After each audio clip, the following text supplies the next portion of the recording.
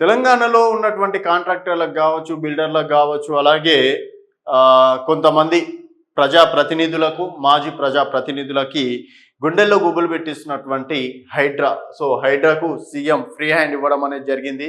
So, Hydraa కమిషన్‌ని గూడా ఈసారి ముఖ్యమంత్రి గారు నియమించడం అనేది జరిగింది. దానికి కమిషనర్‌గా రంగనాథ్ గారిని నియమించారు.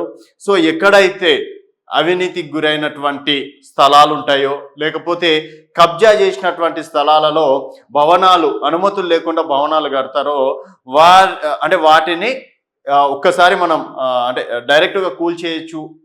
దాని యొక్క ముఖ్య ఉద్దేశం. సో ఇప్పుడు ఈ కబ్జాలకు పాల్పడేది ఎవరని చూసుకున్నట్టయితే మ్యాక్సిమం ప్రజాప్రతినిధులే ఉంటారు. అలాగే కాంట్రాక్టర్లు, బిల్డర్లు, పెద్ద పెద్ద బిజినెస్ మ్యాన్లు ఉంటారు. సో వారికి మాత్రం ప్రస్తుతం చెక్ పెట్టింది అని చెప్పేసి కూడా చెప్పుకోవచ్చు.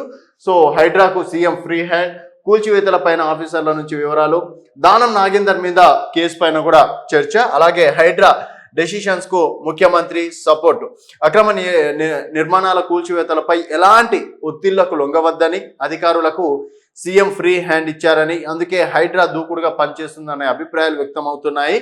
ఇటీవల ఇదే విషయంలో ఎమ్మెల్యే దానం నాగేందర్ పై హైడ్రా క్రిమినల్ కేసు నమోదు చేసింది. దానిపై ఆయన సైతం తీవ్రంగానే స్పందించారు. ఈ విషయంలో ముఖ్యమంత్రి హైడ్రాకు సపోర్ట్ చేశారని, అక్రమ నిర్మాణాల వెనుక ఎవరు ఉన్నా చట్టపరంగా చర్యలు తీసుకోవాలని సూచించినట్లు టాక్. మున్సిపల్ శాఖ సీఎం వద్దే ఉండడంతో ఆయన ఎప్పటికప్పుడు హైడ్రా పనితీరుపై ఆరా తీసినట్లు కూడా తెలిపింది. సో మనం ఒకసారి చూసుకున్నట్టయితే గతంలో కూడా ఇక్కడ అయ్యప్ప సొసైటీ దగ్గర కూడా అక్రమ నిర్మాణాలు చేపట్టడం, సో కొన్ని బిల్డింగ్లు కూడా కూల్చేయడం అనేది కూడా జరిగింది. మళ్ళీ సడన్గా దాన్ని మార్చేశారు. అంటే మళ్ళీ దాన్ని టాపిక్ కూడా రాలేదు. మళ్ళీ అంటే చాలా రోజుల తర్వాత మళ్ళీ సీఎం రేవంత్ రెడ్డి గారు అయితే హైడ్రాకి ఫ్రీ హ్యాండ్ ఇచ్చారని చెప్పేసి కూడా చెప్పుకోవచ్చు. మరి హైడ్రా పనితీరుని సీఎం రేవంత్ రెడ్డి ఎప్పటికప్పుడు ఆరా తీస్తూ డైలీ యాక్టివిటీస్ పై ఫోకస్ పెడుతున్నట్లు తెలిసింది. అక్రమ నిర్మాణాల కూల్చివేతలపై ఆయన అధికారులకు ఎప్పటికప్పుడు రిపోర్ట్ చేస్తున్నట్టు కూడా సమాచారం.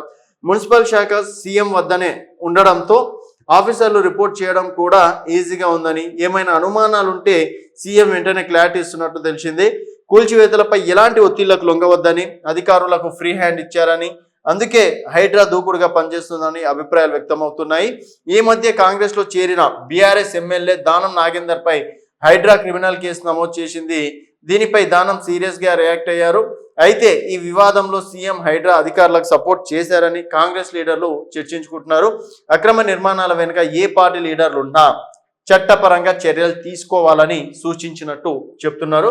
సో కూల్చివేతల పైన ఆఫీసర్ల నుంచి వివరాలు, దానం నాగేందర్ మీద కేసు పైన కూడా చర్చ, హైడ్రా డెసిషన్స్ కు ముఖ్యమంత్రి సపోర్టు.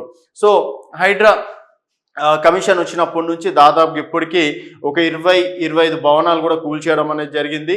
సో హైదరాబాద్లో దాదాపుగా 100కు పైగా చెరువులు, గొలుసుకట్టు చెరువులు ఉంటే ఈరోజు చూసుకున్నట్టయితే ఒక 10-15 చెరువులు కూడా లేని పరిస్థితి. ఎక్కడన్నా చెరువు కనిపిస్తే డెఫినెట్గా అక్కడ కబ్జా చేసేయడము, లేకపోతే వెంటనే అక్కడ బిల్డింగ్ కట్టేయడము, తర్వాత నేను ఆ ప్రజాప్రతినిధిని, నేను ఈ పార్టీ సభ్యుడిని, నా వెనుక వాళ్ళు ఉన్నారు వీళ్ళు ఉన్నారు అని చెప్పేసి ఇన్ని రోజులు కూడా ఒక నాటకంగా, తర్వాత ప్రభుత్వ భూములు కూడా కబ్జాకు గురి కావడం అనేది జరిగింది. సో ఇప్పుడు హైడ్రా మాత్రం దీనిపైన సీరియస్గా ఉంది.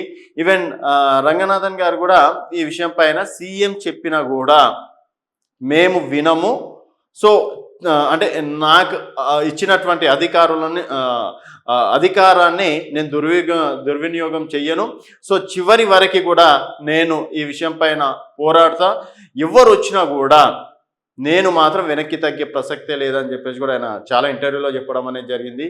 ఇది గనక విజయవంతంగా నడిపిస్తే మాత్రం చాలా భూములు, ప్రభుత్వ భూములు కూడా అంటే ప్రభుత్వ ఆధీనంలో ఉండే అవకాశాలు ఉంటాయి.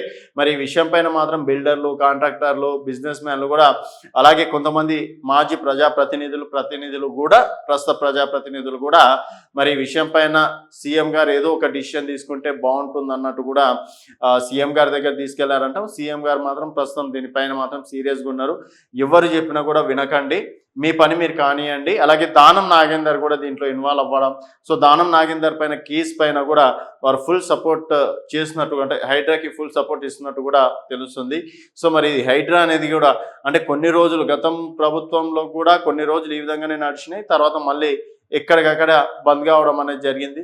మరి ఇదన్నా సక్సెస్ఫుల్గా విజయవంతం చేసి ప్రభుత్వ భూములు కబ్జాకు గురైనటువంటి భూములని మళ్ళీ వెనక్కి తీసుకొని మళ్ళీ చెరువులు, ఎందుకంటే ఇప్పుడు చూస్తున్నాం చిన్నపాటి వర్షం వస్తే ఎక్కడికక్కడ నదులు సముద్రాలను తలపిస్తున్నాయి. మరి ఈ అంటే దీనికి గల కారణాలు ఏంటంటే చెరువులు ఉన్న దగ్గర ఇల్లులు కట్టేస్తే ఇంకా నీళ్ళు ఎక్కడికి వెళ్తే డెఫినెట్గా ఆ ఇంటి లోపలికి వస్తాయి. కాబట్టి మరి దీనిపైన సీఎం రేవంత్ రెడ్డి గారు ఎంతవరకు స్ట్రిక్ట్ యాక్షన్గా ఉంటారు అనేది వేచి చూడాల్సిన విషయం.